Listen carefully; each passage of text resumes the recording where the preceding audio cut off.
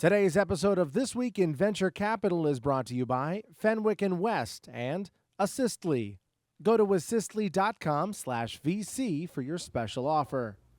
My guest this week, Ian Rogers of TopSpin Media, often called the Fourth Beastie Boy. Join me.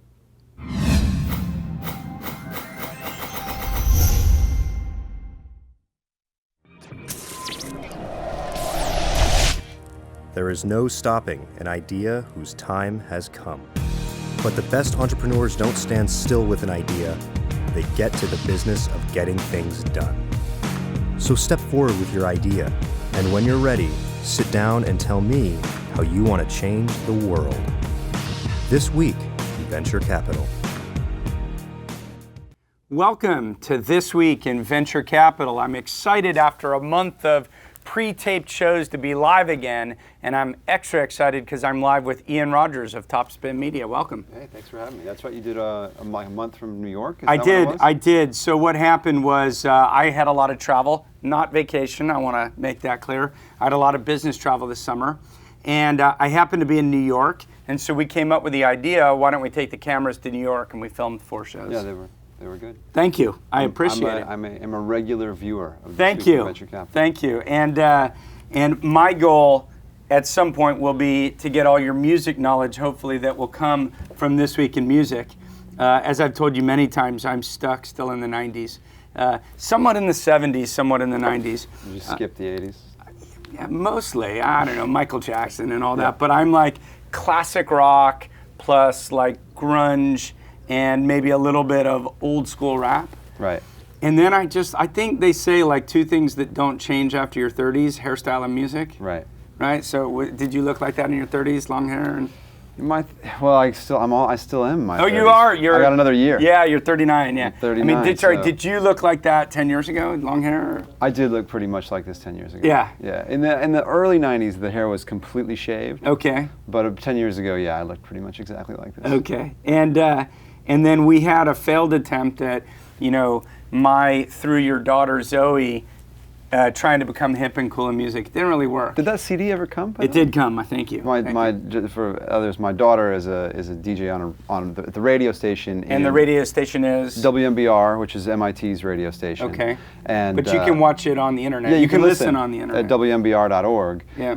But yeah, so she had as one of her premiums was a burned CD, yeah. which you graciously donated to the station for, and then. I think it took them 6 months to send them out or something, as you would expect. It didn't matter. It didn't matter. All I cared about was becoming cool, and it didn't work. Well, it's a good CD nonetheless. Excellent. Well, listen, what I'd like to do today is understand a little bit about your history. You are the perfect meld of technology plus music, which over the course of the last 10 to 15 years has become an area that a lot of people have focused on. So there's a lot of knowledge there. I want to figure out first, how did you get started in all that? You're from Indiana, right? Yeah, I grew up in Goshen, Indiana. Okay. And I had been a computer nerd from an early age. So when I got to college, I actually did elementary education degree for a year and then switched to computer science at the urging of my stepdad, because I had this computer background and I called him one day and said, "You're not going to believe this, but I'm tutoring people in computer classes, ha ha ha." And he said, "Look, man, you really might consider that as a vocation." This was 1990. So it was an interesting time to get into computer science, because at the beginning of my degree, you'd walk up to someone at a party and have a conversation, and they'd say, "What are you studying?" And you'd say computer science, and they'd go talk to somebody else. But by the end of my degree in '94, it was much more of a, you'd say computer science, and they go, "Oh, well, I was on AOL last night." And, it had really, the internet actually started to touch the mainstream, particularly in academia, over those 4 years. So it was a great time to be in college. But I was just a music fan, and I got started with the combination of computers and music, partially as a hobby, but then professionally as through a work-study job. College, you fill out the form, work-study. What are you studying? Computer science. What are your interests? Music. And I got a job that had to do with technology and music. Are you a musician of any sort? Not a good one. I mean, I grew up playing guitar and drums. I had a punk rock band in high school that There is actually video of on the internet. On the internet? Found. Yeah. It's not entirely embarrassing. Would one find it on YouTube or? Yeah, it is on YouTube. I'd be happy to send it. We're playing like Wild Thing or something. You know what I mean? It's nothing, you know. crazy. But yeah, I only bring it up because it You don't just bite surfaced the head to me. off of a dove or something like that? No, it just surfaced to me. Someone sent it, and I was like, whoa, that's kind of amazing. And so were you like extra passionate about music? Yeah, definitely. I mean, I'm an obsessive guy. Yeah. And I've been an obsessive record collector since I was 5 years old. Right. I mean, in high school, I was buying fanzines and mail ordering albums from far-flung corners of the world. Even though I lived in this small town with no record store, so I was just, music was just what I was into. It was what I identified with. Was technology, in a way, an opportunity for someone from a smaller town to build community outside, or? It became that Not in really. college. Yeah. I mean, that to me was, and that's why philosophically I've always been so passionate about the internet and the intersection of music and the internet. Yeah. Being that guy who was mail ordering albums from the back of a newsprint magazine in high school, when I did get really connected to the internet in college at Indiana University, and I got on Usenet. Yeah. It was the first time I really met people outside of a couple of friends who liked the same music as me. Yeah. So to me, I just believe that the internet it's not about technology, it's about people. Yeah. Right? I mean, everything that's been amazing about the internet has had to do with reconfiguring our interpersonal connections, and that's exactly what it was for me, was Right. Just connecting with people. I mean, we were doing nerdy things like transcribing lyrics and putting up FAQs, and that's what Usenet was all about. Getting record reviews from this guy called the Homeboy from Hell in alt.rap. Yeah. They were amazing. It's how I discovered things like The Far Side, in 1992 and 93. And Far Side is not Gary Larson. It's not an Gary album? Larson. Okay. This is Far Side with a PH. It's a I great. knew that was going to happen. It's from the early 90s. Okay. It's not grunge. I'm just going to, for the rest of this conversation, I'm going to pretend I know what you're talking about. Yeah. But I do know that, I guess it was after Licensed to Ill. Was that their first big album? It was their first big album. Yeah. But did you know them before that? No, Okay. I was a Beastie Boys fan, and really like starting with Paul's Boutique was the album that made me a big fan. Yeah. But my connection to them originally, I mean, as a fan, getting involved with them does trace back to Usenet. Okay. I remember Usenet. Viewers know what course. Usenet was. Yeah. Newsgroups, but there were news groups for particular genres and bands. And there was alt fan Beastie Boys, I think it was, and what you did there was there was always an FAQ, right? It didn't matter if the news group was about the Muppets, or about Sun Microsystems, or about the Beastie Boys, Or porn. Yeah. Every news group has an FAQ, because otherwise, new people roll in every day and they ask the same dumb questions as the people who rolled in yesterday, right? So I managed the Beastie Boys FAQ. Mm-hmm. So when this World Wide Web thing came along, it just seemed really natural, just like Gopher before it, to put the FAQ at the World Wide Web, because then hopefully we could spare ourselves inane questions from newbies. Right. And that FAQ is what became the Beastie Boys website in '93, and then I got a call from their management company kind of around the end of '93.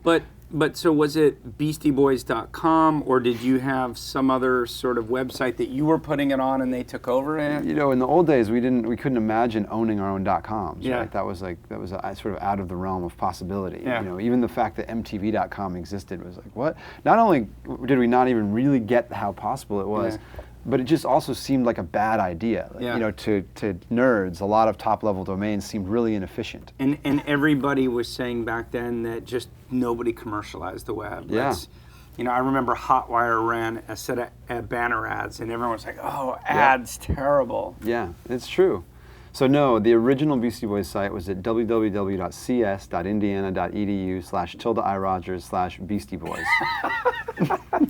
And how did one find their way to that? There were only 15 of us on the web. Right. We all knew where it was. And how did you get connected with the Beastie Boys? How did they find out about you, or vice versa? So there was a time when they played on David Letterman. Okay. And being the sort of obsessive compulsive that I am, we recorded it off the Eastern feed on VHS. Yeah. And then we uploaded it. We had it on the web. Yeah. This is 93, 94, Right. probably maybe early 90. I can't remember, somewhere in there. And we had it on the web before it had aired on the West Coast. Okay.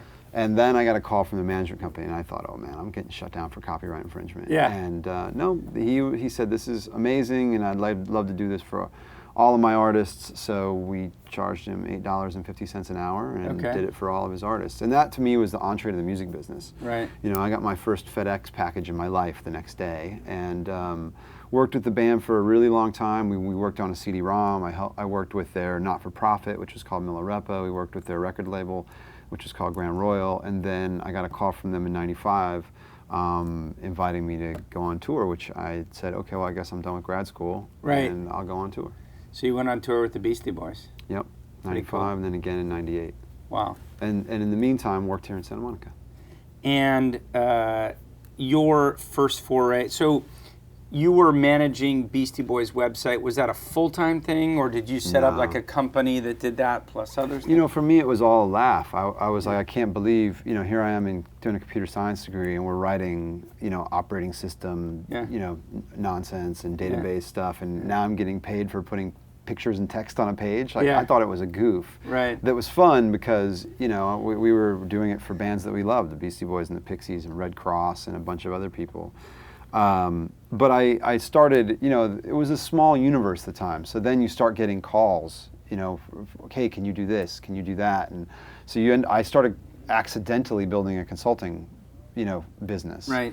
And one of my clients was a graphic design company here in Los Angeles who wanted to become a web design company. So they were great designers. They did poster art and album covers, and they were successful in the design world. And they had a vision for web design, an artist named Jim Evans, who is a great guy and an incredible artist.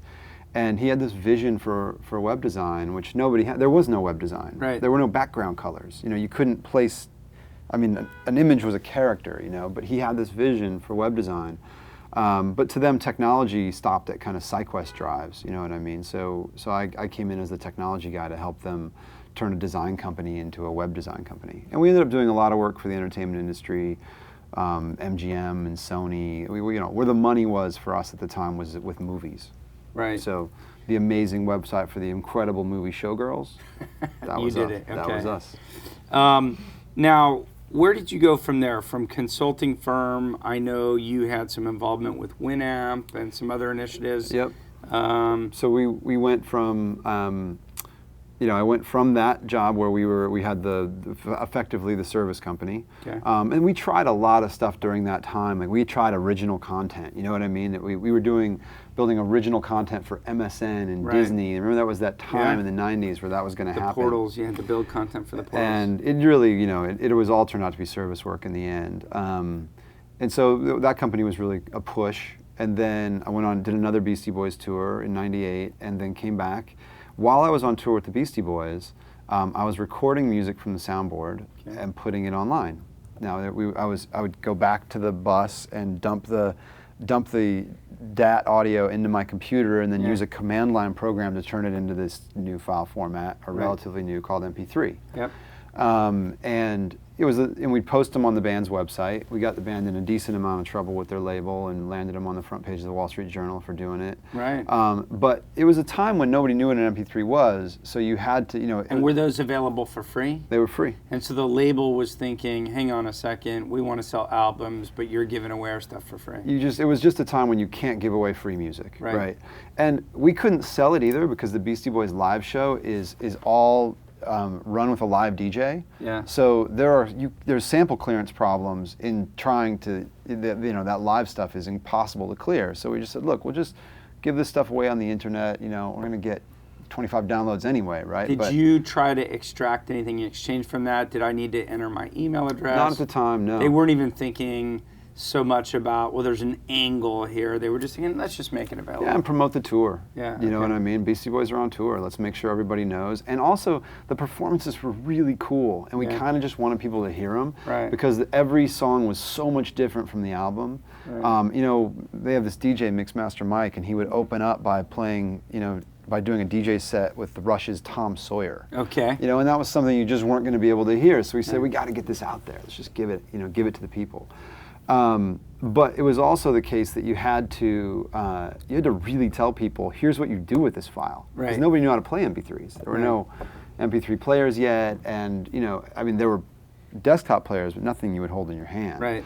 And so I had a big link. Here's what you do. Go get this program called Winamp. Right. Install that program. Load this file into that program. You had to be really explicit about it. So I got an email from an old friend who I'd known. He had started a company called IUMA, the Internet Underground Music Archive, which is actually a pre-web music distribution company. Rob Lord, who went on then to do Media Code with me, and then Songbird, and a couple of other things actually as well. And he wrote, "Hey Ian, is that you on the other side of the Beastie Boys site? Because it's me on the other side of this Winamp site." Yeah. So we struck up a relationship then, and when I got off of tour, ended up working with Rob and Justin and Tom, who were effectively, the three of them were Winamp at the time. Okay. And Winamp, if I remember correctly, did they sell to AOL? AOL in May of '99 for $100 million in AOL stock. At the same time that AOL bought Spinner, which is Josh Felser's company. Exactly. Yep. And so did you do a period of time at AOL? I did. I did about a year there. Okay. And it was a great experience for me. I had no So your first corporate experience? Yeah, I had worked very briefly at Sony Online Entertainment, but that was really only a few months. So it was my first experience where it actually seemed like I had a future in a big company. You know what I mean? Yeah. The problem was I was in LA, and Josh was actually really good to me in the company, and we remain friends to this day. Where, at the time he had said to me, "Look, man, there's a future for you here, but you need to come to San Francisco." And I had a daughter in grade school here in LA at the time, and I went, "Okay, well, no, I can't move to San Francisco, and there probably isn't a future for me in the company, so I'm going to try to find something else." And so you did a year at AOL, and then what happened after that? Well, there was a brief period of time, which is almost, which I could go on for a long time because it was really interesting, where I actually did then work closely with the Beastie Boys and their management. Okay. So they had a label called Grand Royal that they had restarted and recapitalized with some money from a major label, and we made a run of it. Now we bankrupted the company in a year. Right. We ran out of that money, and the company did go bankrupt. And I always joke that, Beastie Boys manager Gary Gersh, who used to run Capitol Records and was involved with Nirvana once upon a time, as was the Beastie Boys manager, and the Beastie Boys themselves, everybody's been successful apart, but you put us all together and we were perfectly useless. But the really interesting lesson for me in that was, and which is related to what I do to this day, is, Gary and John really ran the music business side of it, the record label side of it. And then Grand Royal was sort of this lifestyle brand, and myself and a guy named Adam Nathanson, really went out to try to figure out what are the other opportunities for the brand. So we did a book deal with HarperCollins. We did a deal for a radio show with Westwood One that included Mike D and Mixmaster Mike. I managed to get someone to sell ads for us. This is 2000, kind of post bubble, a company called Music Vision out of New York City. The guys became a company called Artist Arena, who we work with today. What else? There were some other. And most importantly, really, and most lucratively, restarted the merch company. Right. And sold merch not only online, but also we were selling merch to Urban Outfitters and whatnot, which is a great business. So we discovered there was a business apart from selling music. Back then, let's say early to mid 90s or even to late 90s, and if you were to do the profit and loss account of a band, how much of their revenue came from selling music versus going on tour versus merch or other things? It's a good question. I'm not sure I'm the best person to say. This is something we talk about a lot on This Week in Music. I had Andy Gould, who's a great manager, on a couple weeks ago, and he talks about this a bit. There's no question that recorded music used to be a much bigger piece, and people used to tour to promote the album and sometimes put on a big production and take a loss on the tour, and that's very much flipped today, where the people are making the majority of their money on the road in terms of the big acts. But it's always been kind of a sink or swim business, right? The labels fund the bands get an advance, and you chuck the ball as high as you can, and if it crosses the bar of kind of making it into popularity with FM radio or MTV, then you have a success, and if you don't, then you pretty much get your advance, and that's all you get. And a lot of bands out there, the majority of bands, in fact, who are unrecouped with their record label, meaning they owe the record label more than the royalties the label has received, and they'll never see a royalty check as a result. Right. So for those people, the touring business is where they make their money.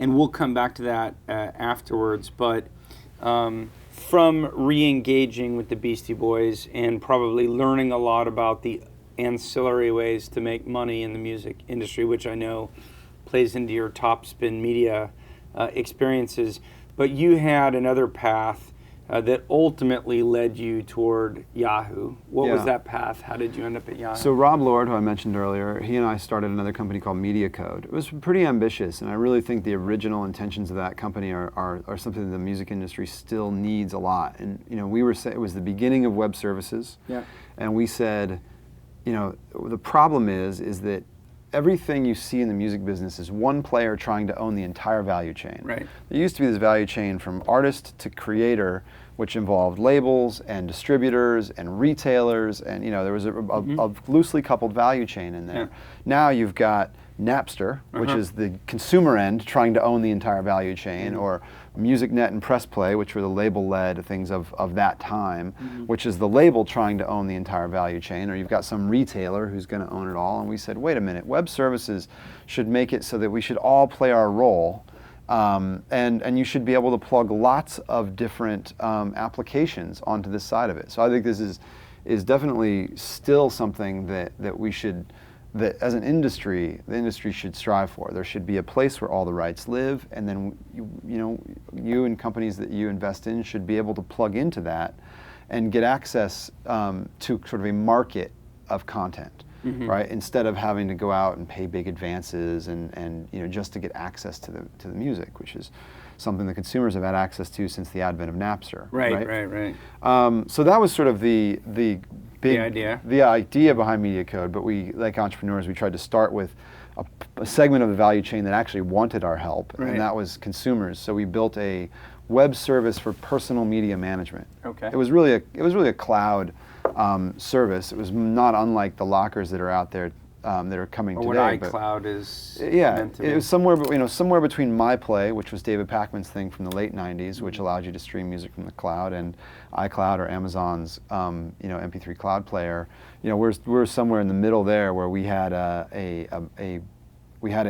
if you had all your MP3s at home and you sat in an office all day, you could stream them from one place to the other. And actually, our first client had nothing to do with music at all. Our first big client was Divx, because we built a product with them called Masterbind, which allowed you to get remote access to your movie files.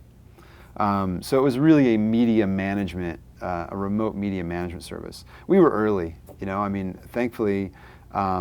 We still had it was a tough time. We raised money in 2002, and we sold in December 2003 to Yahoo for a decent return, about a 7.5x. Not bad for the time. Yep. And everybody was happy. I think most people would be happy with 7.5x in most times. Well, and it was not a huge amount of investment either, but it was it was definitely for the cold, dark years. It was it was a great outcome.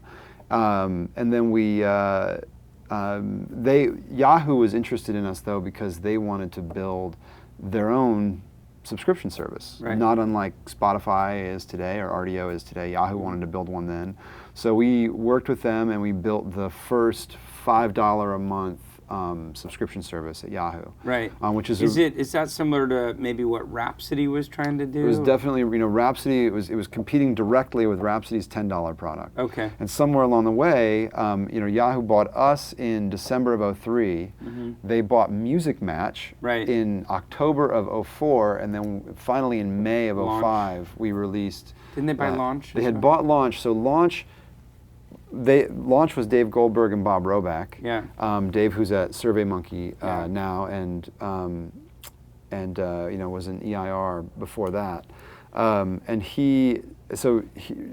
Dave and Bob were Yahoo Music. Okay. And they're the ones who bought us. Then they bought Music Match, and then we Right. released Yahoo Music Unlimited, 6 to 8 months later. But it was very touch and go, having them being bought and then having an earn out, and then having them buy a competitor, and us Right. going, well, where does that leave us, and where does that leave our earn out? And to some extent, these were in the days where Yahoo was still a very powerful company, and still somewhat on the ascendancy. Definitely. And Yahoo had decided to go from being a tech portal to being a media company. They brought in Terry Semmel And then Lloyd Braun. And they hired a lot of people, and it was all going to be about music and video and all.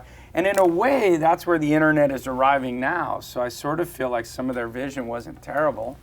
It wasn't terrible, but I What think it happened was along the way? Well, I think there's just a fundamental difference between what Umair Haque calls Media 1.0 and Media 2.0, right? And I think that you had a lot of Media 1.0 guys trying to and women trying to apply that model to the new world, and not acknowledging that we're not going to have hits in the same way Right. in the future that we did in the past, and that you have to come at it from a platform fragmented approach. Right. It's not about how is Yahoo going to invest millions of dollars in the next hit show. It's in how are they going to invest in the platform that enables people to build shows like this. But it's ultimately what YouTube became, right? Like No YouTube question. built a platform and said it doesn't have to have head-end content or hits, which require us to get the rights and pay upfronts and do all that. But if we build the platform and we aggregate the audience, then revenue will come. And they were Google was the laughing stock for a long time on YouTube, losing $500 million a year. And I would assert, and I keep meaning to write about this, but I haven't found the time, I think YouTube is perhaps one of the most important platforms on the internet today, and one of the most under-talked about platforms relative to its importance. I agree completely. And the reason is, I think that the thing that I find so interesting is that it's gone from this, oh my God, nothing's going to be monetized ever anymore, because now it's all going to be for free on YouTube, to now, whoa, we can monetize everything. Yeah. Right? I can go, I was sitting in a concert hall watching a jazz show on the College of Berkeley in Boston, and they were taping it. And I thought, wow, this is a perfect thing which would have had no audience in the past. Now it would for sure have some audience on YouTube. And not only that, Berkeley could make money for every person who watches, because there actually is a monetization engine on YouTube that flows all the way through, even to the micro publisher. Yeah. So I completely agree with you. It's a very it's a transformational change in media. People still have this idea that YouTube is just UGC. It's the dog on the skateboard, it's Diet Coke and Mentos.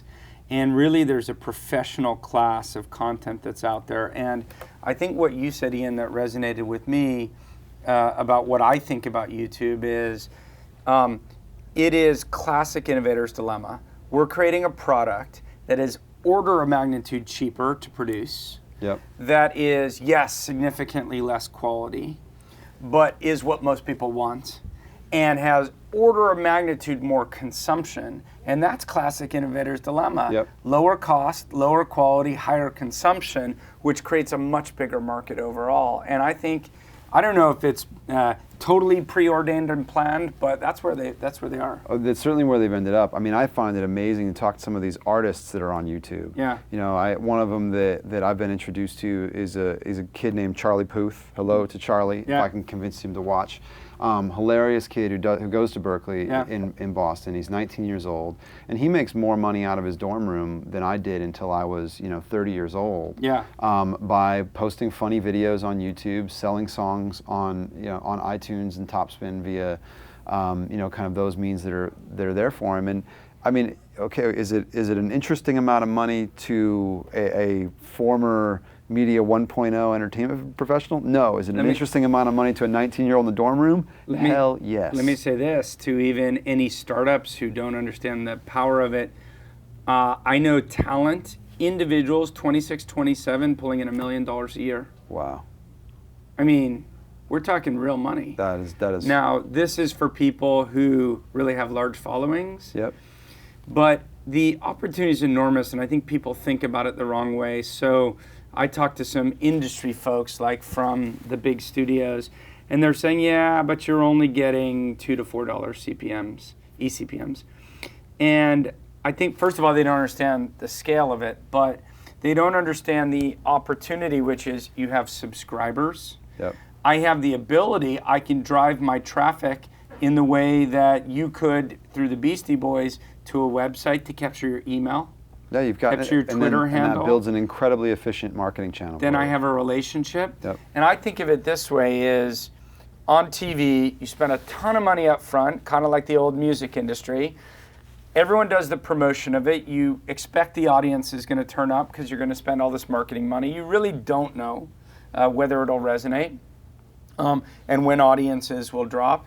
And then you have lots of data on demographics and psychographics, but not individual relationships. Yep. You publish on YouTube, you've got individual relationships and the opportunity to convert those in the same way you do at TopSpin, right? Yep. Where I'm going to convert people over maybe to buy merchandise, maybe to buy music, maybe it's just I want to form you as part of my database in the future that I can have products or services that might be relevant. It's just, yeah, it's 100% correct. It's incredibly efficient, you know, and that is, it is a classic innovator's dilemma and a huge opportunity. Studios there. don't get it. Well, they can't. I mean, they have the innovator's dilemma. Yeah. You know, it's the problem with the industry overall. I mean, what you described is true with every hit-driven medium, right? You invest heavily in a ton of things, hoping that a couple of them are going to work. Yep. Sound familiar? Well, Yeah. Back to the title of the show. Yeah, yeah. I knew what the reference was. Yeah. But I think that the problem that they have in the media business at this point is the hits aren't as big as they used to be. Yeah. And that's certainly the problem. That's what's deteriorated for the music business, and I think that's coming for TV and movies as well. You know, the problem that they've had is the hits just aren't as big as they used to be, so therefore you've got to change the cost structure behind it. They're thinking about hits. I keep saying, so like, again, a blog post in my head that'll make it out to the ether in the next 30 to 60 days. If I look at games, in the old days of games, you produced a game, it was expensive to produce, you put it on a CD and you shipped it out through a retail channel that was expensive to distribute, and it either sold or it didn't, and then people liked my content or didn't, and then they were done, and then I had to go back and do it all over again. Yep. And it was, oh my God, you can't do this unless, like, you know, it's a hits-driven business. I might do 6 flops, but then the 7th is a hit and I recoup. What's different about games on the internet, and I'm going to draw this parallel with video and with music, but what's different about games is I get an audience and they start to tire a little bit of my game. There's no shrink wrap, there's no investment. I can walk a certain percentage of those people over to my next title, to my next title, to my next title, and also cross-promote people across titles. And I think games become a platform, and it's kind of obvious to say that now that Zynga exists, but VCs are still in the mindset that games is a hit-driven business. I hear it all the time. And people are telling me, video, it's a hit-driven business. And to some extent it's true, but if you can slowly over time build an audience, it's an asset that can be walked from one program to another, to another, to another. Yeah, I mean, I think there's actually an interesting thing happening in that value chain. I don't know if you saw Cory Doctorow's Guardian article about definition of a publisher. I've talked about this a couple of times because I can't stop thinking about it. But I think that's where an opportunity is as well. And let me draw a parallel with what you just said. What Cory was saying is that the notion of what it means to publish used to be conflated with the notion of what it means to produce. Yeah. Right? Because there were gatekeepers and the publishers and the you know, he was talking about it in books. If I'm a publisher, then my job is to edit, manufacture, and distribute. And those are collectively, and market, and those are collectively the act of publishing. What you have now, though, is that anyone can publish in what we think the mechanism publishes. Like you and I can put this video on YouTube. Yep. Is that publishing? You know, in WordPress, the button says publish. Publish, yeah. His argument, I'm reading into it a little bit, is that's not publishing. Publishing means connecting content to audience. Okay. So I think that there are a whole new group of people who become the tastemakers, who are the ones that connect content to audience. Okay. It's whether it's Huffington Post or Pitchfork or or some of the game publishers. Right. That's what you're really talking about. Is you've got a platform. Right. The platform has attention. This Weekend is a publisher. Yeah. And they can then direct that attention at places they see fit. It doesn't really matter if you're a publisher with your blog. I'm going to try a term that may not resonate with you, but I often think about it is there becomes an element of curation. I think that's right. So here's the thing: is people always say to me, the internet's such a great place because it's fragmented. And in the old world, we had these big, powerful forces that controlled distribution, and on the internet, it's fragmented. I think the internet just introduces new powerful distributors. So, right now I need to distribute via Facebook or via YouTube or via iTunes or Apple if it's, music, or if it's an app, I got to get in the App Store. And I think the internet just creates new powerful distributors, with one exception, and a very important exception, is on the internet, I have a chance to build a direct relationship with the customer. So even though there's powerful distributors, cost me a lot of money to try to break through. Once I do and I got an asset that I can use in the future and amortize that investment across multiple. I mean, that's you're basically describing the premise of TopSpin. So let's talk about TopSpin, but I want to talk about an advertiser first. Please. Because this show, in fact, is supported by advertisers. The first company I'd like to talk about is called Assistly. Yep. Assistly is a company that helps primarily startups and small businesses, but really anybody handle customer service. So, for example, today's show, music, they are the provider of customer support social media software for Pandora, also for Yelp, 37 Signals, a couple of names I'm sure people have heard of. And what's interesting about maybe the fragmented nature of the web, the bit that is fragmented, is the fact that people can hit you up for customer support on Facebook, on Twitter, pick up the phone, live chat, email, and there's all these touch points, and Assistly is a team that helps you bring all these things together and manage it in a unified way. You can get a free seat and a 15% discount if you go to www.assistly, exactly as you'd expect it to be spelled, .com/VC, and you don't have to type Usenet in the name or anything like that, and no Indiana. No tildes. Yeah, no tildes. And I would just like to say, if you don't have a good customer service platform, I would encourage you really to try Assistly, not just because they're a sponsor of the show, but because I've seen their software. I know it works. You get a free seat anyways. It's run by a very competent group of people that I know, trust, like, and respect. I'm actually having dinner tonight with Brad Barish. It's up to Brad if you're watching, and he runs ops and customer service for TopSpin, so I'll make sure that he checks it out. That would be awesome. I appreciate that. And I do want to do one call out from the chat room from Sam Rosen. I consider a friend over at 500 Startups. He's got a startup company, and he says that there's some 500 startup company that's creating a karaoke application on YouTube, and interesting use of the platform. It's called Singboard. Have you come across Singboard? I haven't, no. We actually looked really closely at a karaoke app when I was at Yahoo that was ultimately bought.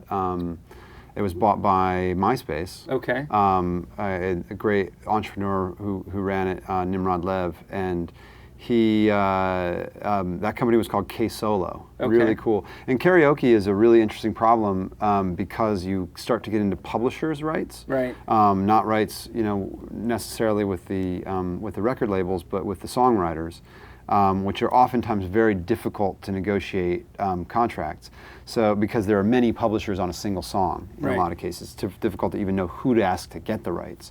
So they had tackled all those rights issues. So it would be cool if using that via YouTube helped you just worry about the technology and the sort of gameplay, if you will, instead of having to walk through that morass of rights, which is what has ruined.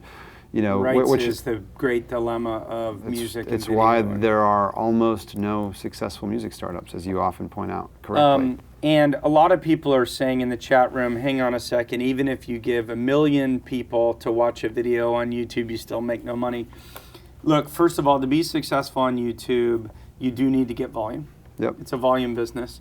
it's also a lower cost to produce business. I will tell you some secrets for YouTube that I've learned being involved with some YouTube companies. It's much easier to make money with brand integration and with inline advertisers than it is to have the pure CPM model. Yeah. So take a show like this. I mean, what is a call out to a company but kind of brand integration with the show? I tell Jason I will only take brands that are authentic to me. I know and trust Assistly, so I will talk about them. But it's a very targeted ad unit, and you can do that. The other thing with you, we one of the companies we use, I learned about on your show. Awesome. The company CloudSponge. CloudSponge. Yeah, I remember you told me that before. And we use them. It's in use in our software today, and I learned about them right here. Well, now importantly, we should talk about TopSpin itself. But I want to point out one more thing because I was on that theme of YouTube. Yeah, you were giving away secrets. No, but the other thing is now within YouTube, you can link to other videos. So what a lot of people are doing on YouTube is might create one show, and let's say I can get to 150,000 viewers of that show. I create 6 or 7 shows, and the ones that start to get more popular at the end, I start to create hot links to other shows and create a network of driving traffic that brings my overall network numbers up. Of course, you can link to iTunes. Yep. So if it's music related, there's a monetization opportunity. But frankly, there's the opportunity that I don't understand why more people don't do, is the ability to call out a website. So I could say, everybody go log on to www.bothsidesofthetable.com, which you should do anyway. But if I had a great big offer there, I could capture your email address. I could sign you up for a newsletter. And we use that. I mean, if you go watch the latest Kid Rock video, Yeah. I just noticed this the other day. There's a big banner below it. Although I also noticed that goes away in their new design. So I don't know what they're doing with that. But if you're using the old design, you see his banner, you click that banner, it takes you right to kidrock.com where you can buy his album directly from him, which happens to be using TopSpin. But that connection can be drawn. But also to your point about not being CPM based, and obviously the advertisers here are an example of that, it was no different at Yahoo, right? We always, there's an abundance of display ads at almost any big portal that are insanely low CPMs and where they make a lot of their money. I mean, for us, it was a minority of our page views, but at least 50% of our total revenue came from the big sponsorships. Pepsi Smash, Nissan Live Sets, Wrigley's, up and coming bands, Butterfinger Comedy Channel on Yahoo Video. I mean, that's same where the with money MySpace. is. MySpace was the same. But let's talk about TopSpin. What is TopSpin? So TopSpin was founded by Peter Gocher, who started DigiDesign and created Pro Tools. And really, we would like to be for marketing and retail what Pro Tools is for digital production. Okay. So we want to be a software tool set that allows people to build awareness for whatever it is they're doing, connect directly with fans, to what we've been talking about for a lot of the time here, communicate directly with those fans, because you got to build a relationship. You don't meet someone at a party and ask them to marry you, so you got to build that up, and then ultimately, drive them to a sale, make money. So your statement there is basically, if you're trying to market to someone to ultimately form an economic relationship, don't necessarily go from the top end of the funnel to try and get them to the bottom in one fell swoop. I think your point about linking out and grabbing a hold of that fan is, I mean, I think you have a deeper understanding of that than most people. I mean, I think that YouTube, for example, is great at building awareness. Yeah. But then what do? They send you into a 99-cent download on iTunes. Right. Our average revenue per transaction is somewhere between $26 and $90, depending on what it is you're selling. So why you would drive them to a 99-cent transaction is beyond me. But you're not going to drive someone. I mean, we know consumer behavior is not, I'm going to watch a video. Now, oh, that was awesome. Let me buy a t-shirt, right? It's not how it works. It's, oh, that was a cool video. Let me get a free download of that song. And then I have it on my iPod for a couple months. I fall in love with it. The band comes to town. Songkick tells me the band's coming to town. Now I want to go to the show. Now I buy a t-shirt. Then the next time around, that's when I buy the pre-sale. You know what I mean? I buy the pre-order of the album because I've become a real fan. Yeah. And we all know that that's just how we act. And some discussions I've had with you in the past is like artists almost need to think about segmenting their customer base, because there's a small minority of people who are hardcore fans that almost would like to pay a large amount of money to have things that are exclusive, like that not everybody else can have. the bottom end people you probably can only monetize through advertising or other means, but it's almost like a stratification of your fans and a strategy for monetizing them in different ways. Yeah, and that's been the big lesson for me is that, back in, when we were talking about in the early days, I used to think that the internet was all about going digital, but it turns out, it's about consumer choice. We have access to an infinite amount of things that we could watch, and then when we get there, we have a lot of ways we could experience it. So a brand new fan they just say, well, I don't know if I'm a fan. Why don't you give me that free track? I'll tell you later. Yeah. Right? And then some people might say, no, I'm a super fan. Give me whatever you got because I can afford it. And there's a lot of people in the middle. Interestingly, that new fan, if you could find a way to get them that free track or maybe the first hit, Yep. and connect them up with a hardcore fan, maybe the hardcore fan does the work of bringing them into the community. Look, if you asked me in 1995, I remember I sat on my very first panel in New York in 1995 as a scared college kid. Yeah. And they asked me, what the hell do you do for the Beastie Boys anyway? And I said, my job is to take people who are kind of fans and turn them into super fans. Right. I don't think I kind of doing the same thing. And my hair hasn't changed either. I was thinking about blogging, and I played around a little bit with Tumblr, and for the life of me, I'm forgetting the main competitor to Tumblr, Posterous. Uh-huh. And for a while, I was like, well, should I use Tumblr or Posterous? It kind of felt like an East Coast, West Coast thing, like classic rap wars. But you know what the difference was? So I signed up for both, and 4 or 5 people on Tumblr immediately said, oh, join our community, we're on Tumblr too, you can like us, we'll like you. I created this list of all the VCs who are on Tumblr, and they kind of like the community brought me in. And I don't know. That is the amazing thing about Tumblr is that it actually drives attention. It's got an ecosystem of attention. Yeah. And that's what's necessary. I mean, we always talk about when we're talking about, what we do at TopSpin, we always say, look, the selling stuff part is not the hard part. You know what I mean? Like you give me $1 and I give you an MP3 file. It's kind of a solved technical problem. Yep. Even, I send you a t-shirt, it might be a little trickier, but it's demand generation that's hard, not demand fulfillment. So the Tumblr is amazing because it's got some built-in demand generation. You don't have to do all the work to drive people there. Do you work with your talent in setting up Tumblogs, or is that out of the scope of what you do? It's outside of the scope of what we do. There's really 2 parts to our business. One, we're building this platform, and the platform has tools that you can build into Tumblr. Right. And we actually have house-made plugins for WordPress, Drupal, Expression Engine, Ning, Facebook, Root Music, et cetera, et cetera. So we want to have our technology in all of the platforms you might use to homestead. But we also do have a professional services team. Okay. And that professional services team is capable of doing, of helping actually drive traffic and doing an integration with a Tumblr or similar. A new artist comes to you. I mean, talk about some of the names of the big bands that work with TopSpin. So, big bands, everybody from Lady Gaga and Eminem to Beastie Boys and Linkin Park to Paul Lady McCartney. Gaga and Eminem both use TopSpin? Yes, they do. Okay. Paul McCartney and George Harrison. Okay. And lots and lots of folks. So, but also, thousands and thousands of artists that you haven't heard of too. So let's say that I'm an artist that's trying to get discovered. I have, what would a local, Austin band have, like 20,000 followers or? Yeah, that sounds good. Let's have a local band, 20,000 followers. I've started to try and build a national audience.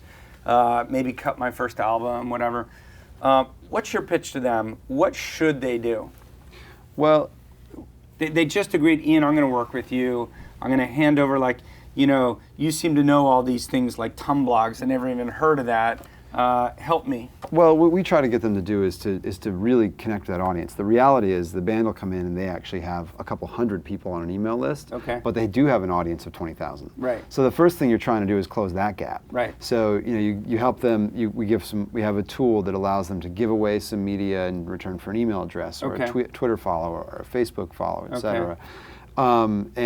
And they use that to build up an audience. So I really do look at it as this funnel. At the top of it is building awareness, because even if you're a big band, nobody knows about what you have coming tomorrow until you tell them. Okay. Right? So you first start by building awareness. If you're lucky enough to build awareness, then you've got to build those connections. Okay. And that's email, Facebook, Twitter, mobile today. Right. There are obviously other ways, follows on, or subscribes on YouTube, Would you etc. call that component of your business almost CRM for musicians? Definitely. Okay. There's the awareness building that leads to the CRM. Okay. Right? To us, it starts the awareness, build the connections.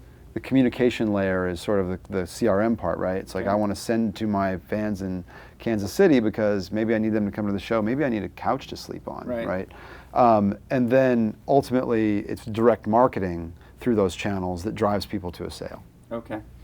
And what do you recommend? So I'm this 20,000 person, I'm this band from Austin, 20,000 fans in real life, not very good technically, only have a few hundred people in it. I mean, how are you where do they monetize? Are you saying, look, I'm going to help you sell songs on iTunes? Are you saying, don't put it in iTunes? Are you saying, I'm going to help you sell tickets to your shows? What do you do? So let me give you an example. There's a local band here in LA called Sonoyo, and he sells on iTunes. He also sells on sonoyo.com. He sells digital downloads over here. He also sells digital downloads on his website along with t-shirts, posters.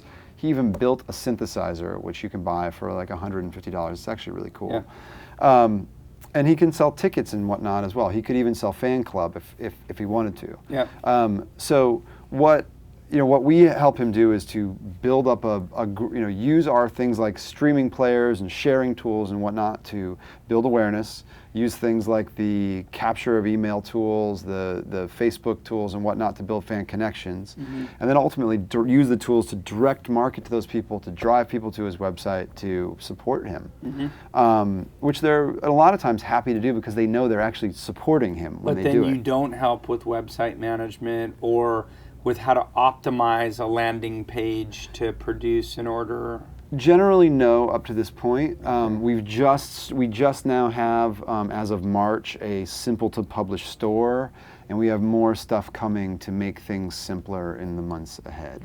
And so iTunes is 99 cents, right? Yep. And so of that, the artist cut is what? Well, 70%. the cut 70%? the cut to the distributor who gave it to iTunes is 70%. Okay. Now their distributor is likely to take a cut, and there might be a label behind that also takes a cut. Right. Before it gets down to a royalty rate for the artist. So the artist, do you think they're getting 20%? It really depends, because if you have an artist like Alessandro in Sonoyo, he does his own through TuneCore. Okay. So he pays a yearly to TuneCore, and then he gets 100% of the money that comes from iTunes. Okay. Now, on the other hand, if you are, let's just use a band like Ween, who was on Elektra once upon a time. When a song sells on Elektra, a song sells on iTunes, Ween makes exactly $0 because they are unrecouped with their label. Okay. Right. So there's your two extremes. And if Sonoyo is his name sells on his website, is his price different than on iTunes, or is he giving it free? No, he can price it however he wants. Okay. So when he prices it with TopSpin, he can price it however he wants. And if you're advising someone, are you telling them charge less than iTunes, charge more than iTunes? No, what I would say is charge the same as iTunes on your site, but just offer more. Right. Higher quality audio, bundle it with t-shirts and other great packages. He's a great example. I did I was asking him for some data, how we compare to his iTunes money, for a presentation I was giving, and he laughed at me. He said, dude, you guys are 97% of my revenue. Yeah. And I was like, wow, that's incredible. But when you think about it, it makes sense, because iTunes isn't promoting him. Yeah. So the only thing he's selling on iTunes is, where is just sort of, someone's searching, they heard about him somewhere. But whenever he's directing people to sonoyo.org to buy, and also he has a lot of other stuff there. So his revenue per transaction is north of $20, right, instead of south of $3 on iTunes. Right. So he's, so I said, okay, well, because you're selling synthesizers and t-shirts and posters, of course, we're a lot more dollars in net. And he said, no. He said, I've sold more digital tracks, just digital only. I've sold more on my website than on iTunes. Wow. But it's because of where the marketing channel comes from, right? No one else is marketing him. He's marketing himself, and when he's marketing himself, he's marketing his own site. And let's talk about marketing for musicians, but I think this would apply to other people. You have lots of data on how email performs, Twitter performs, Facebook performs. other marketing tools. What are you seeing there? Are you telling an artist email's worth 120% of Twitter, or? We are, yeah. I mean, email kicks everybody's ass Yeah. still. It's still the best direct marketing. It obviously has its problems, and it's also the best kind of bang for buck. There's certainly certain demos where mobile has a higher click through than email, but it's also much more expensive to send. Okay. Right. So bang for your buck, email is your most leveraged marketing channel. But Facebook and Twitter are important as well. If I had a choice, I would definitely take the email address, and I think that we've all seen a lot of data around the effectiveness of Twitter. I think the Jonathan Strauss's article about the effectiveness of Twitter was right on, and that matches with what we see on our platform as well. Right, and well, his argument was that Twitter generates a lot of content that gets distributed in other places that ultimately was the reason you converted, but the attribution doesn't get directed to Twitter because the referral logs from Google Analytics and Omniture don't show that the thing originated in Twitter. Exactly. So Twitter's driving 4x the traffic you think it is. Yes. When you look in your referral logs. And having a tool like Awesome, which I have to disclose that I'm an investor and you are involved with the company as well. And we are a customer. Yeah. So. But so actually Awesome allows you to see this data.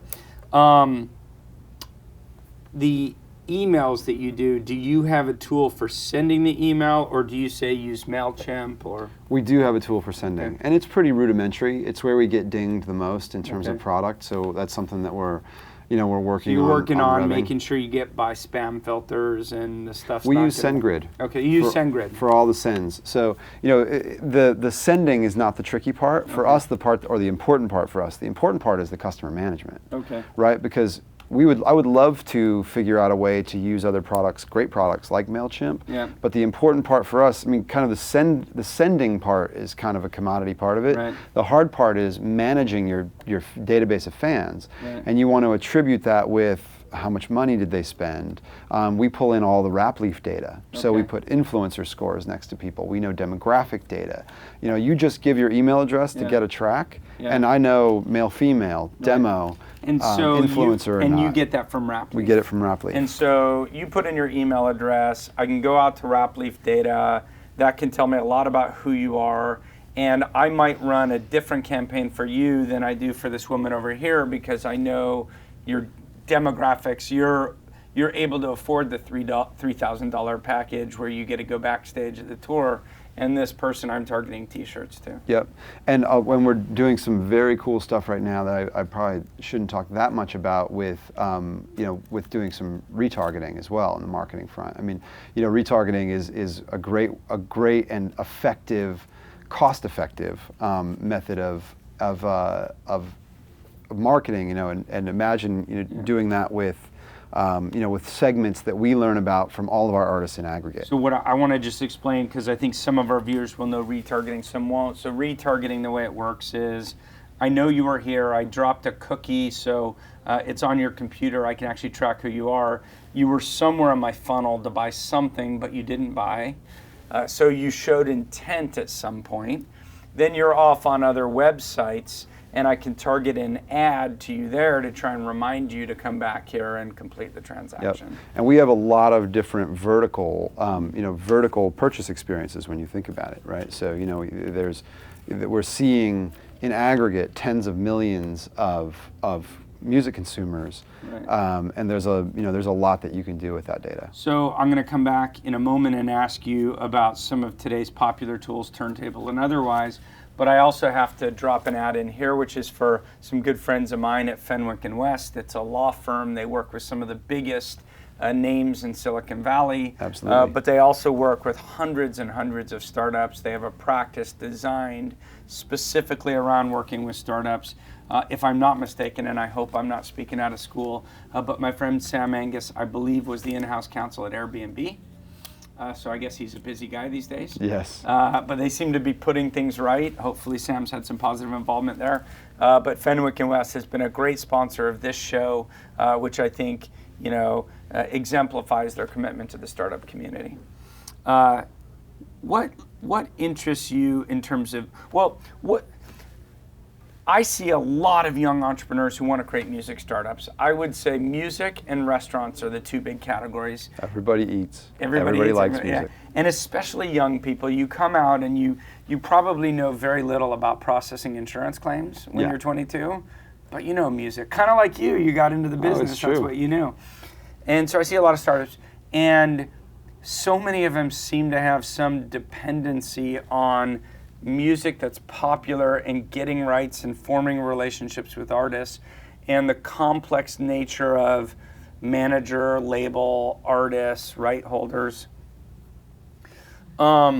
What parts of the music value chain interest you for startups? Where does opportunity exist? What should people be careful of? Well, I mean, as you know, the road behind us is littered with dead bodies in the music space. And the music business overall has been extraordinarily stubborn and slow and not wanting to try and in denial for a very, very, very, very long time. It's really hurt them a lot. And I think that was exacerbated by how it all came about. You know, if you think about it, Napster was an incredibly interesting thing because Sean really didn't know any better. It was kind of the perfect storm where you had a kid who could build Napster, but didn't have the knowledge not to, right? And at a time when people would throw tens of millions of dollars at something which really looked like copyright infringement because there was just a lot of money in the ecosystem. So I think that really exacerbated the initial stance of the labels. But generally speaking, I mean, I'm 100% serious when I say I personally wouldn't want to be involved in in starting a company which required licenses in order to survive. And I think that's why, you know, companies like Pandora, which can rely on a statutory license at least to build enough critical mass to show that they're worth being a part of, is great, because I think that, you know, Rob Lord had a great line once upon a time, which is, nobody's going to make you king. Right, and you know, even if you can do a great deal with a set of rights holders today, that deal's going to be up in somewhere between 6 months and 3 years.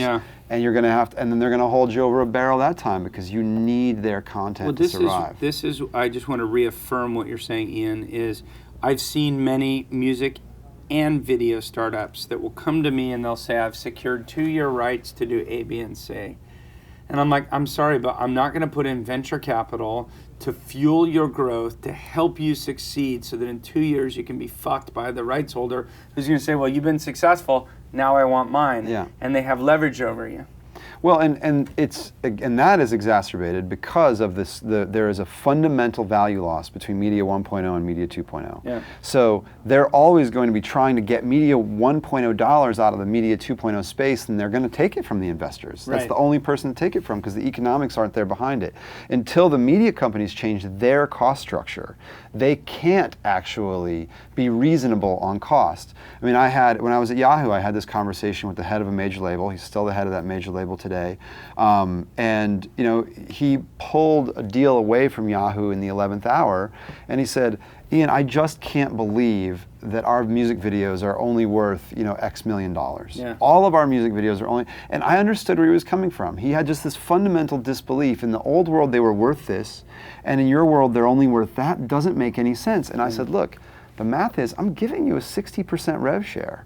My total music video dollars are X. Your percentage of the marketplace is Y.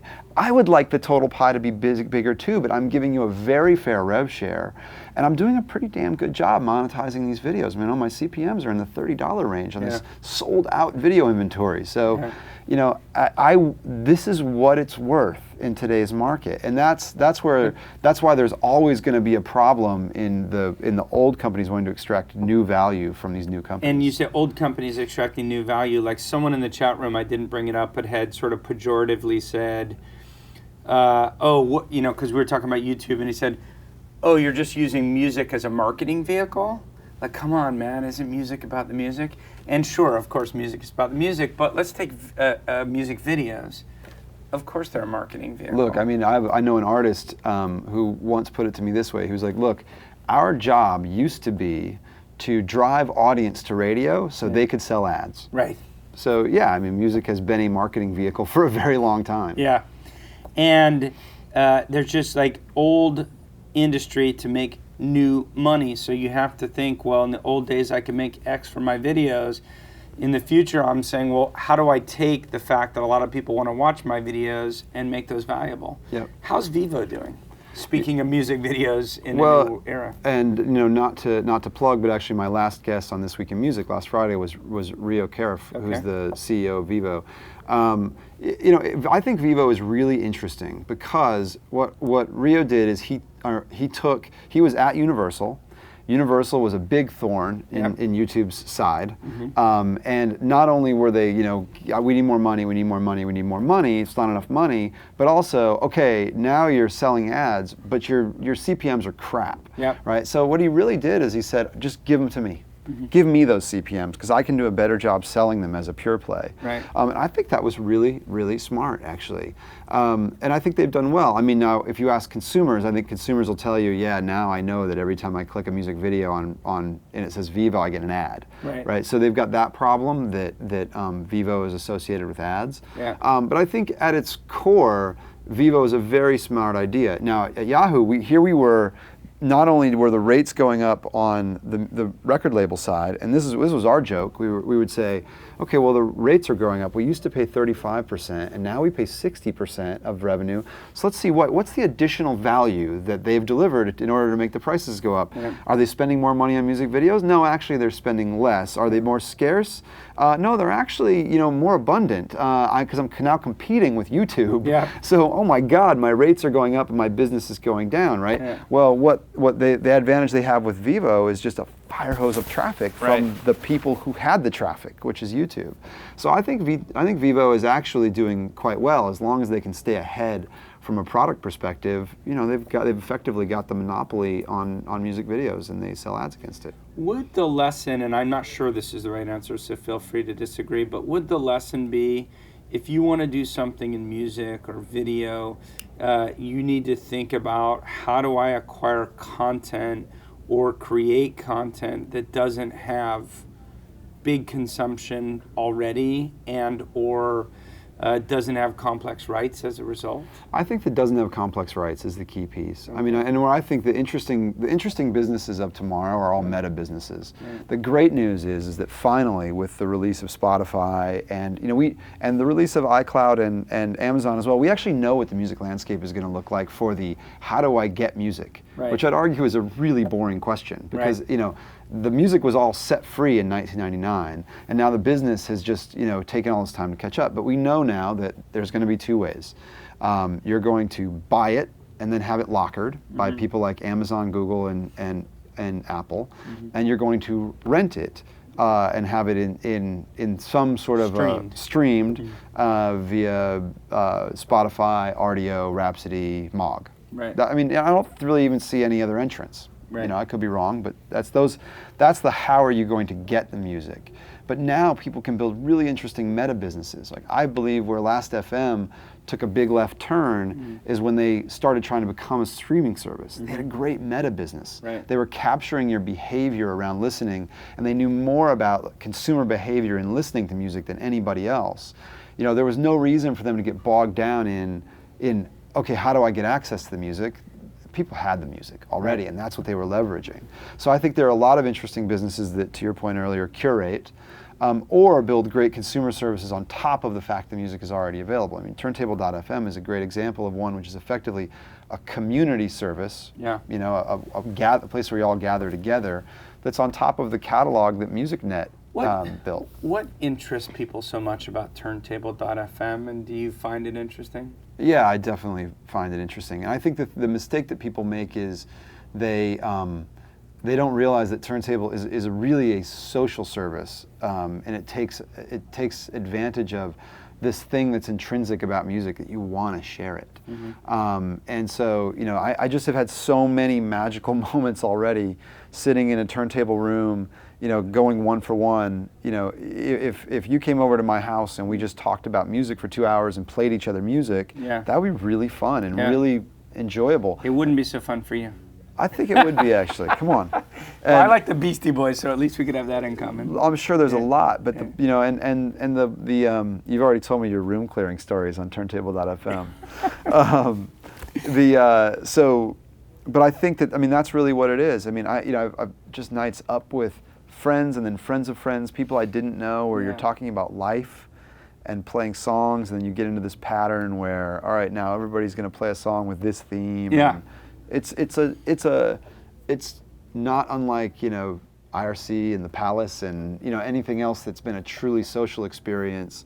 It's really just about people interacting with people. Music just happens to be a vehicle in there, I think. Right. Ian was referring to the fact that I went into a chat room in the very early days of Turntable FM, and a lot of young people were in there like, oh, hey, Suster's in here, a VC, da-da-da.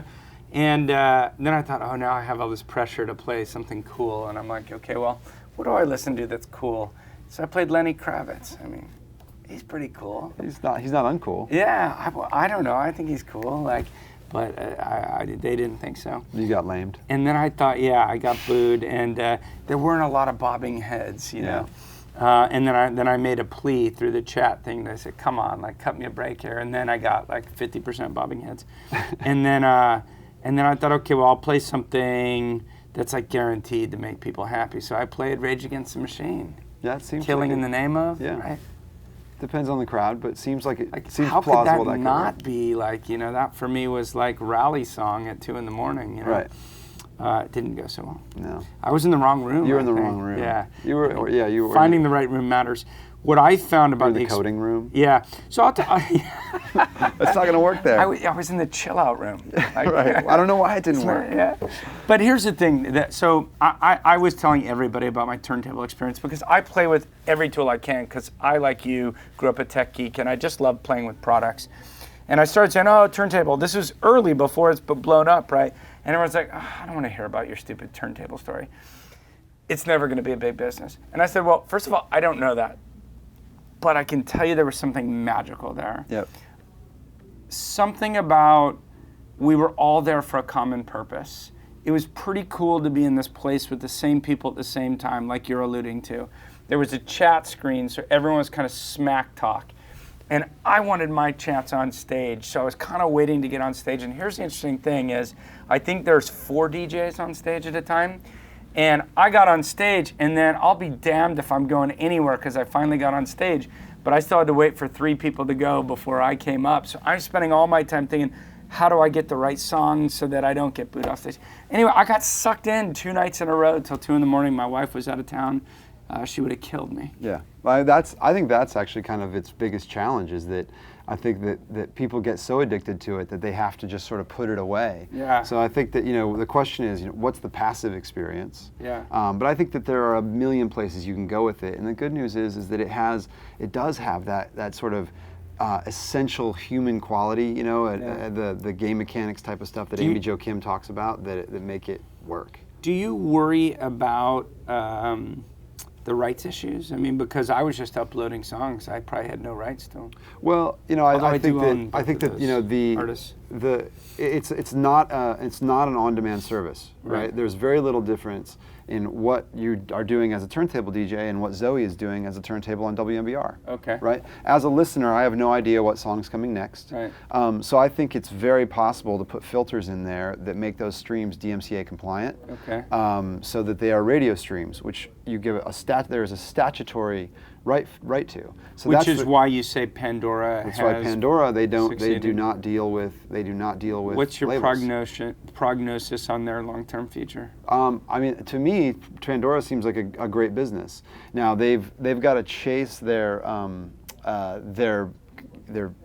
consumer growth with ad sales growth. Right. You know, that's their challenge because you know there's a linear relationship between how much listens they have and what it costs them. Yeah. But you know, they also have a paid product. I'm guessing that's sub 10% of their revenue. Do you think? Or yeah, I would maybe imagine so. I don't know. We could revenue? probably look at the filing and see, but I'm sure just given what our business was at Launchcast. Well, let's call it 20 or less, 20%. I'm or sure less. it is. I bet ad-supported business. You know, ours was less than 10 at Yahoo. We had a premium radio business as well. But I still think, I mean, I'm a subscriber to Pandora. My daughter's a subscriber to Pandora. You know, and the thing that really flips you into a Pandora subscriber, in my opinion, is Sonos or similar. Yeah. You know, we listen to Pandora all day in the office. Yeah. And what we do at the office is I'll call around the room and say, everybody give one artist. You know, come on, everybody shout out one artist, and we load them all into one station, and then, you know, you get a little democracy radio going on. That's cool. But I think it's a great product, and you know, they need to get out of the U.S., which has been challenging, and get into other territories. But I think that they've got the ability now to go there. I sort of like the music discovery angle, as this guy stuck in the 80s with the same 90s with the same haircut. I'll put in a song. I actually really like Pandora. We'll put in a song, we'll listen to something we like, and then, of course, as you know, it starts playing songs from similar genre after that. Sometimes I know the artist, sometimes I don't. I think you know, in the next, you know, certainly in the next couple of years, and probably before that, we'll get in our car and we won't turn on the radio. We'll turn on Pandora. Right. We'll have a personalized radio experience that's lean back, that plays what we like. Have you looked at DAR? Do you know DAR.fm? So it's Michael Robertson's new thing. Oh, no, I haven't seen it. So basically what he's saying, he's created that, but for talk radio. No, that makes... And he's basically saying, you know, you get in your car, you might like NPR or Rush Limbaugh or This Weekend or whatever, and it's probably not on necessarily at the time that you're doing your commute. And through DAR, you can listen to it when you want. I mean, I love that. I'm a big podcast listener myself. I mean, I watch these shows. I listen to This American Life and Sound Opinions and Planet Money and all kinds of stuff. So that makes perfect sense to me. Do you listen to it in background or when you work out or like? Mostly when I'm running. Yeah. Running or working out, which I actually spend a fair amount of time doing. So they gotta have something to listen to. And you do your own show, This Week in Music. Yep. When is that on? Fridays at 4 o'clock. And what is it you talk about on This Week in Music? Well, we've done now, I think we've put out 4 episodes, and we've recorded maybe 6 or 8. And my goal is to talk to just key players in the music business, whether it's artists or people from labels or people from startups. I mean, we've had Ian Hogarth from Songkick. We had the CEO of Ticketmaster. We had the CEO of Vivo. We had the manager of Guns N' Roses and Rob Zombie. We had and I've done other things, you know, lawyers and other people from the previous music business, people from what we think is the future. My goal is to have sort of the you know, there are classes you could take about the music business. There's books you could read. But I think if we had, you know, 50 or so of these interviews in the can, then you'd have a pretty good primer on the music business from the mouths of the people who are doing it every day. So I think if we can pull that together, I mean, that's really what I'm going for. I'd like to sort of build this you know, this stack of knowledge that people can come in, dip into, and go, oh wow, I actually understand, you know, a little bit more about how Vivo works, or I understand a little more about how Ticketmaster works, et cetera. Well, given the sheer number of 22-year-olds that seem to start music businesses, I guess you've got a built-in audience for that. Well, you know, and hopefully I don't talk them out of creating those music businesses too much, because I agree with you. I mean, for the most part, you know, I mean, not only is it a very difficult place to start a business, but, you know, investors are actively disinterested in music startups. Yeah. When you walk in and say, I've got a music startup, they turn the other way, which I've been saying to the music business for a long time. It's like, you guys have really fucked it up. Because, you know, you are hurting innovation in your own industry. You need this innovation to grow new revenue streams, and no investor will touch it. Good luck, guys. That's what I keep saying to the studios. Yeah.